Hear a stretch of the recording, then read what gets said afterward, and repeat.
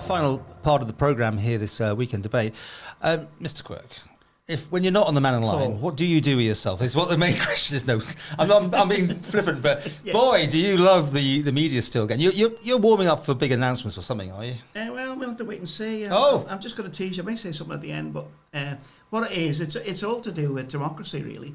It's all to do with politics at a local end and probably national end as well, is that individual people who are elected have a point of view.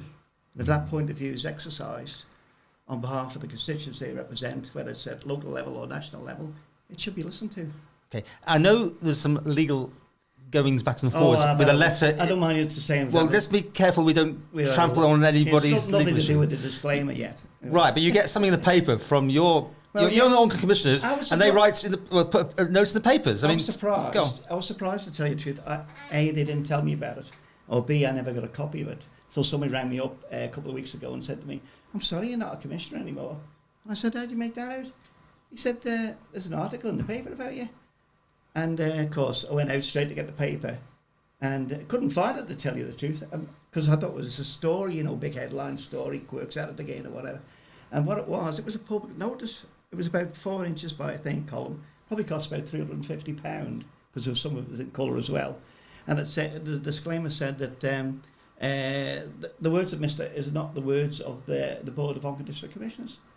And my words have never been the boards of Onken District Commissioners. What are you saying that's upsetting everybody else? I mean, obviously there's a friction, again, without treading on toes. It's not even friction, it's just asking simple questions. Is how much are we carrying in reserves? What's our plan of action for the future? Anything like national politics, and even some of the MLC should be doing as well. And changing things if they're wrong, and moving things along. So to get, and it didn't even say David Quirk, Onken Commissioner, it just said David Quirk. Are you a disruptor, though, basically, do you think? I'm a nice, pleasant guy. I really am, to tell you the truth. But sometimes you've got to be tough and strong, because I won't get rolled over. So it carries on. I'll give you a little teaser on some of them. Is if you have a meeting on the 20th of July, right, and only on Friday we got the minutes. Now that's poor. We had a meeting on the 26th of April, sorry, I shouldn't say July. I said April, didn't I? We've only got the minutes last Friday. Now, to me, that's wrong. Something's gone wrong there. And I forget, and God bless the chairman, I'll say that, is he's not the authority. The authority is the elected members, all 7 of us. It's like Tynwald is. If a statement's coming from Tynwald, it's from them all. A statement comes from the Keys, it's from them all. And if those members that want to disagree and have sometimes in the reports they have a thing of dissent, that's fine. That's a democracy. That's what takes place.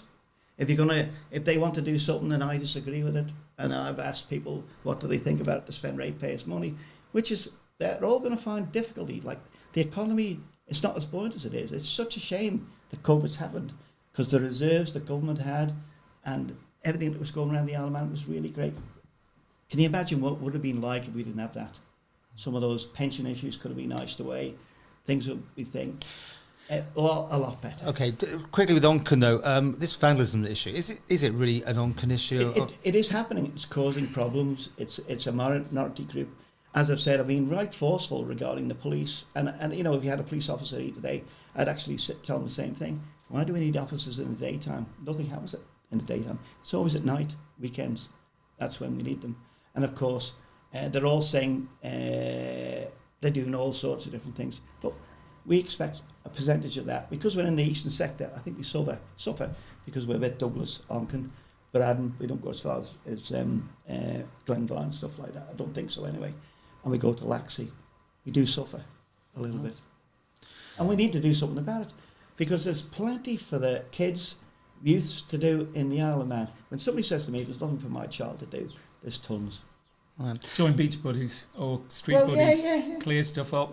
Let's talk about the economy as well, because this is your area. Yes. Banker, then I mean, which bit should we attack? Because obviously, if we go on following the Spanish flu, which wasn't Spanish, of course, the fact was there was a massive boom, wasn't there? There's already massive talk about this happening. The UK is gearing up. Are we going to see some of this? Well, I think a number of people are predicting that. So The Economist magazine's got a very interesting article on it, which tracks economies globally after major world events, so pandemics and world wars. And the governor of the Bank of England and other people are also now predicting a boom, and it's going to be like the roaring 20s, because after the First World War and the Spanish flu, there was an enormous economic boom.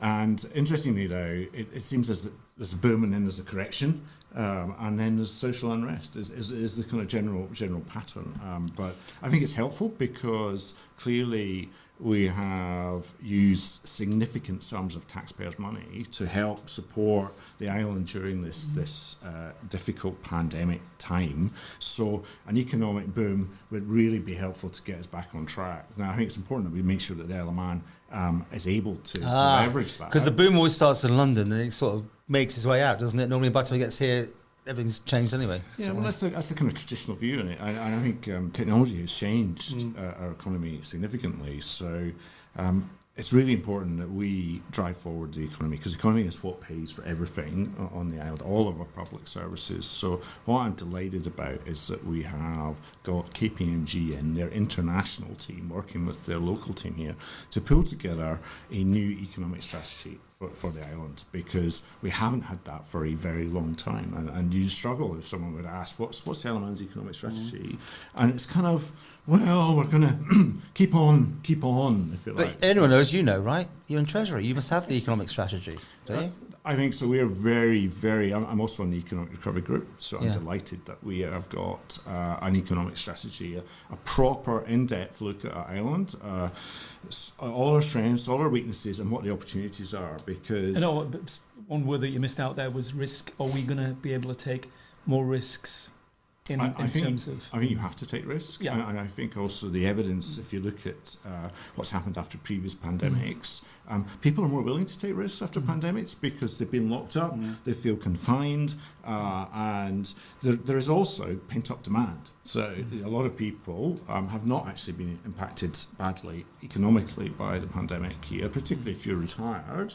It's not necessarily hit you in your pockets. It's very different for people who are running small businesses which have been closed, or perhaps the young. The young have probably been hit hardest economically by this. So I think you will see more risk-taking as a result, as people come out and they want to go and do things. And our next big thing here, besides maybe cannabis, is there anything I can think about, the farming of that, the getting to that? So this is cannabis for medicinal purposes. Yeah, is that going to be big? There's definitely an opportunity there. We do need to just be aware that other people are pursuing that opportunity with alacrity, and perhaps we are not moving as quickly as we need to in a number of these areas. So we are competing against the rest of the world. We seem to forget that often. And one of the advantages for us is that there's a global marketplace now and we can access that. But one of the disadvantages, that means everyone else is also competing against us. So we need to be, I think, faster at deploying and creating that framework for people to go in and seize these economic opportunities. But the strategy that KPMG will be putting together will be meeting with people like the trade unions, we'll be meeting with all of these different stakeholders, because this is so important for everybody on the island. And so in terms of timescales, when the next administration comes in, this report should be ready to say they may decide, actually it's not for us in terms of all the recommendations, but at least the research and the kind of intellectual firepower in terms of what could drive the economy forward will be there, rather than the kind of approach we've had over the last 10 years or so, which has not been, I think, particularly strategic. And do you think, I mean, sorry for asking a question there, but please do. Because did we, I wouldn't say rest on laurels is the wrong word, but are we able to sort of dispel a myth that any of the existing industries may go on forever? That there won't be a decline in the ones we've relied on, the finance sector, the insurance sector, the e-gaming sectors. The things come and go, and have we in the past thought, oh, it's all right, we've got them, so we'll be fine? Do you think there's a new sort of approach? I think we have become very complacent that some of the things that we have will be there forever. That is simply not the case. And you're talking about relatively new things like the finance sector, like the e-gaming sector, for example. But actually, some of our perhaps more traditional sectors. So if I look at farming and fishing, the viability of those sectors is completely different now under Brexit, and they were struggling previously, so all of these things are happening all the time, and so we tend, I think, not to be strategic about it. And we do need to continue to explore new opportunities and take some risks. If we don't, we will go backwards. And we don't have any gunboats out there waiting for our fishing vessels, which is a plus, because we've extended our territorial sea limits. We have valuable resources which are off Mackle there, which is in gravel, to tell you the truth, gravel and stone, which is untapped. Out there, the sea is vibrant. We have protected areas, and we should protect what we've got.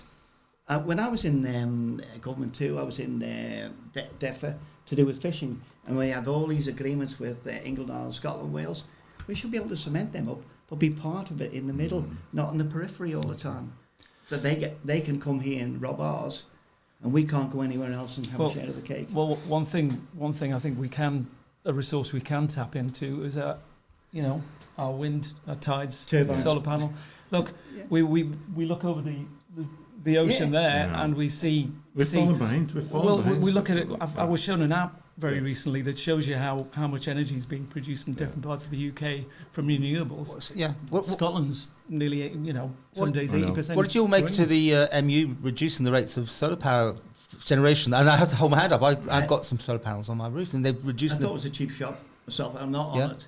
Why would you do that? Because we even in my town, I think the MEA was sitting on their own. They didn't want people to have their own turbines, PV panels on the roof. I don't think they did. And then we got this massive thing about the green energy surge forward. Where do we get help? Where does somebody, Paul Moulton wants an electric car, where does he get some subsidy for his business? Nowhere. That's where not in story the UK, you get all sorts of things. Why aren't we... Can I give you one on the TT, the electric bikes? We cornered the market. John Shimmins' idea. I'll give him that. John Shimmins' idea. I thought to myself, Then I went with it. I really did. I said, he brought us up there. They met Mugen, all these other big players in the game that do batteries and technology and stuff like that. And then they get rid of it. And then they get, we ice it off, bring it back. It's a real shame. I mean, I think I completely agree with you, Dave, in terms of a lot of the UK stuff. But what I guess is great is that there's a massive opportunity there because we are so far behind. So I think there are many opportunities. What I hope that this strategy will do is bring everyone on board to say, actually, these are going to be the key planks of our economy. This is what is going to pay for our health service going forward. This is what is going to pay for our education. Because actually, if you look at the numbers, probably fishing is not going to do it. No. But it's part of components. We'll still have fishing, but it's not scalable enough. To we all want to live in a low tax society, but we still want all the benefits of paying much more. I mean, that must be your hardest conundrum when you look at the figures, isn't it? So balance the books. Yeah. But we also have a very, very diverse international economy. So it's important to understand the makeup of the Isle economy is quite different to potentially what people might think. And some of the things that do heavy lifting for the economy actually are some of the things that you can move quite easily because they are technology driven. So you can move servers quite easily. So there are some threats, but there's also some fantastic opportunities for us. How's the VAT? Just quickly on that. Are you happy with the latest mix? The balance is about right, is it? Obviously you want more, but are we're back on a good sort of so the way that figures? we calculate our VAT share is based on a pro rata expenditure per head. Now, I don't have any information, but I would submit to you that because largely our domestic economy has been open for longer than in the UK, and what I hear from the car retailers, from the furniture manufacturers, from anyone who's in the trades, is that they are really busy and they've seen a lot of business come through. So some people had really, really great years because people have not been able to go on holiday, and a lot more people are shopping local. And you see the transformational effect that can have on the local economy. So we aren't seeing that leakage potentially to Liverpool or anywhere else in the UK. So that could change though once we get on a boat, I suppose. So we don't know, but I think the VAT. To answer your question, I think the VAT situation is, we're not complacent, but actually should be okay. But can I say to you too, the amount of goods and services have been coming in from the UK, because we get a part of the decennial test that they do for the VAT now and again. maybe we should be having another one because the amount of traffic that's coming in VAT 5 or 10 years, isn't it? Whatever that thing they do the calculations on what we should get at back. Really the common purse thing, isn't it? It's not really a factor for the VAT calculation the way it's done now. Before we finish though, I'd just like to play a little game. You know, you next time round, you're the Treasury Minister. Let's just suppose it's just a game. You're in the arts area. You know, tourism. You've seen the film industry, that sort of thing. I mean, we've seen it come and go. We've got very close to it. Very Netflix was invented 10 years earlier. We could have been completely different. But what would you say would you want to see more of here for you in your area? The media industry or the film industry or whatever you want to call it that has all the series on that we watch day in, day out is low-hanging fruit.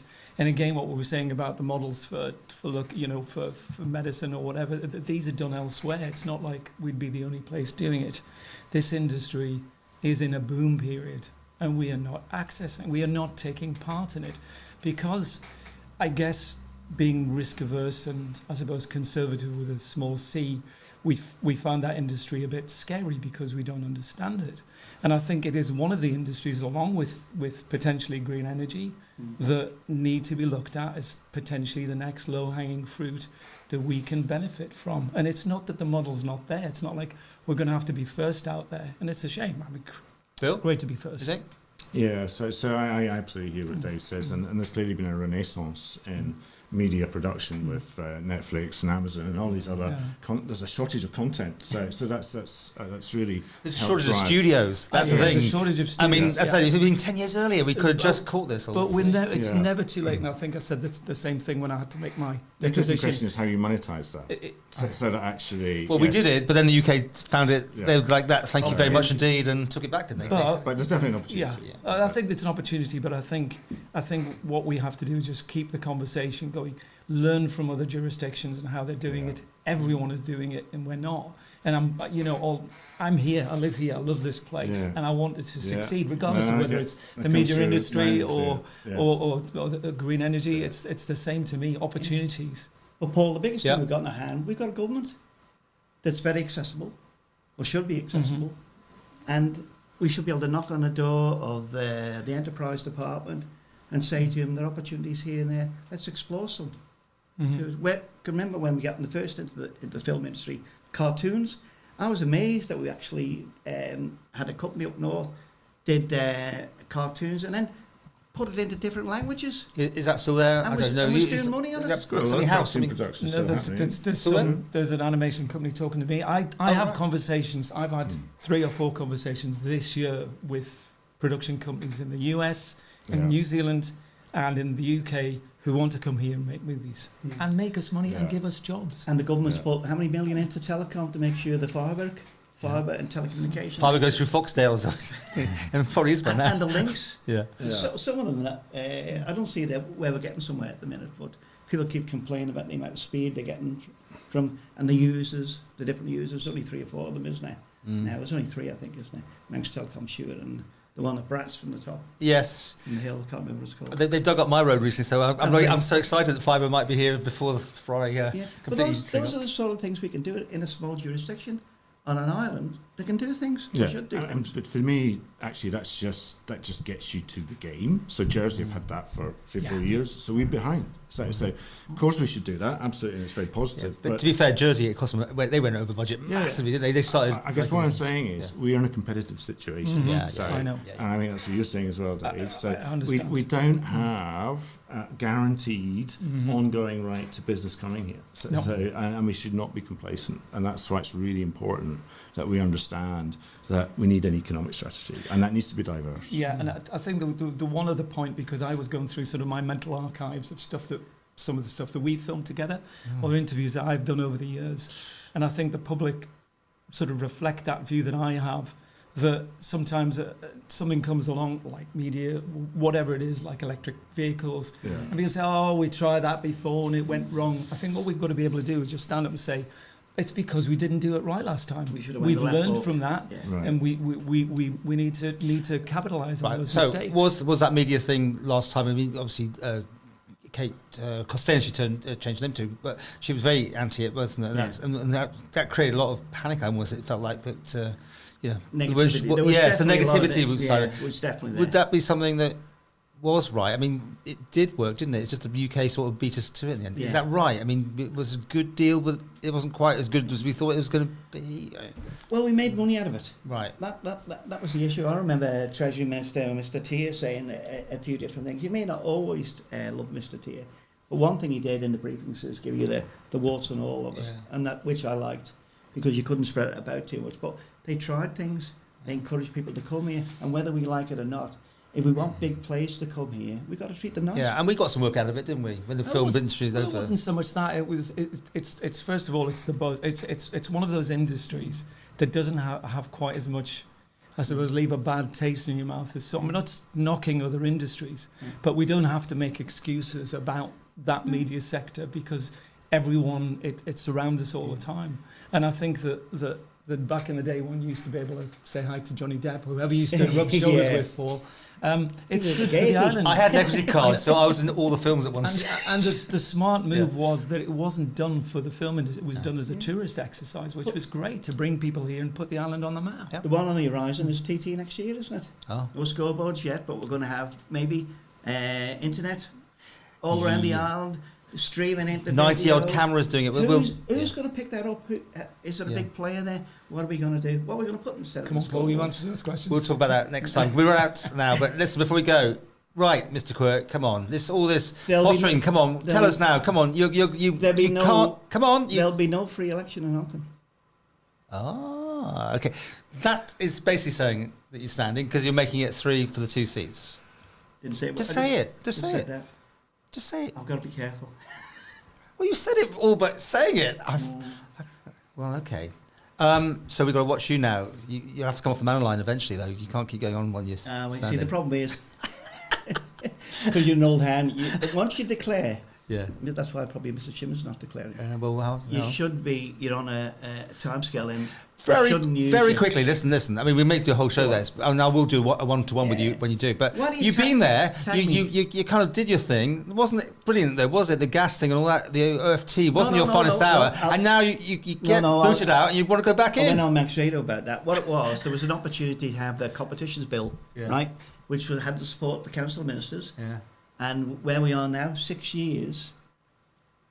And the government's done nothing. Should talk more about gas. Never mind, too late. We'll talk to you.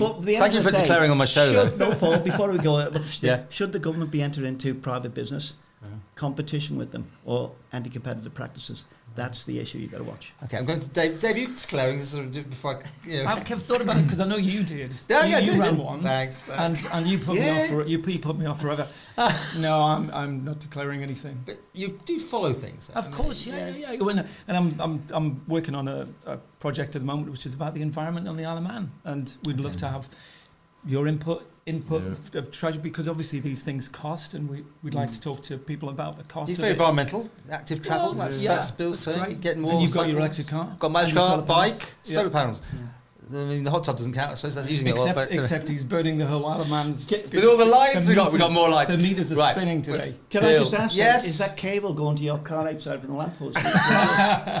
Funny. Bill Shimmins, are you standing for election? Yeah, I'm undecided at the moment. No. I am. I mean, it's a great privilege to do what I do. This is not true. You have made your mind up. Everyone says that to me, and I know everyone reads it like, he knows. Come on. No, I'm undecided, and it's a big decision. When I stood the last time, I made it clear to everyone that I would dedicate myself full-time to it, and I divested myself of all my other roles that I had. So it's a very important decision for the next 5 years, and one that I need to make with my family. Okay, and reading that means you took a pay cut, basically. Well, because you're a high-flying banker, and you no doubt were on boards or could do whatever you want, and you still can do that. So why do people want? Oh, this is another whole story. But why do people give up all that to serve the public? It must be interesting answers. Well, it's a great privilege to do what we do. You know, it's just such a fantastic place. We've got a number of challenges, lots of challenges. We talk about the economy, we talk about the health service, we talk about gas is another challenge. Clearly, there's lots of things. So it is a fantastic responsibility and privilege to represent the people. And that's simple as that. You're one man down anyway, because you're middle, isn't it? You are. So you need one more person to pop into that position. Isn't the concern is, though, we're now going to lose some experience. We did in 2016, we lost some experience. We got new members in. this time round we're going to lose some more experience. No, I don't say that. People are overly fearful of change. I think to see it as an opportunity, actually. I think you need constantly to bring new people in with new ideas. Yeah. And I think, to be honest, I think things that what I have seen is actually things need a bit of a shake-up. You know, the other issue I worry about too is the way that things are funded their wages now, where you don't have to be in a department to get the value of money. I think it's 65 odd to that. So you don't have to. You look at it now how Tim Baker is on his own in the DOI, the biggest department. Well, let's deal with that one another day. What happens to your pension? He's got 3 members. Yeah, but he's got Rob Calster, he's got Claire Christian, and he's got Marlene. So he's not his own. And they're not moving forward. Okay, what happens to your pension? You're on a pension from when you were at House of Keys, right? You did 10 years, didn't you? Yeah. So what happens if you got in? Does that keep paying along, or do you have to stop it for a while? That's one of the questions. I'm waiting for an email. Okay. Wow. So we're there today. Thank you very much indeed for joining us. It's been very interesting. And there's so many more questions I would like to ask. Hope you've enjoyed it. As always, feel free to comment if you'd like to be on the panel. I'd love to hear from you as well. We record on Saturdays normally, and we bask under some beautiful lights now. And that's it anyway for this week's Weekend Debate.